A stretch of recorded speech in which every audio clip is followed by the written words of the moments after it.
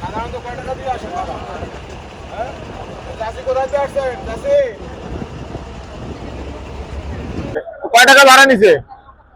আপনারা সচরাচর আসেন কয় টাকায়? বেশি নেয় নাই তো? আচ্ছা, এটা নেন, এটা একটু পড়েন, অনেক কিছু লেখা আছে, কাজে আসবে। ভাড়া বেশি নিচ্ছেন না তো? 100 টাকা নিচ্ছেন? আসছেন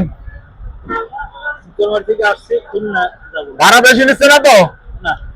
হ্যাঁ, এটা নেন, বসে বসে পড়েন, কাজে লাগবে। ঈদ উপলক্ষে দুর্ঘটনা প্রতিরোধে বিভিন্ন কথাবার্তা লেখা আছে তার ভিতরে।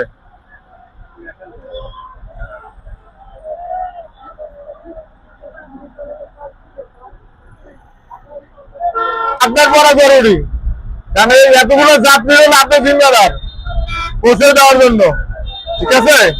অতিরিক্ত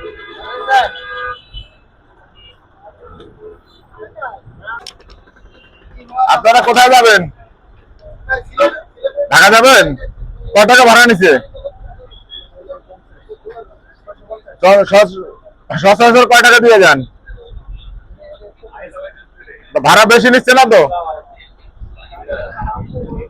ভাড়া বেশি নিচ্ছে না তো?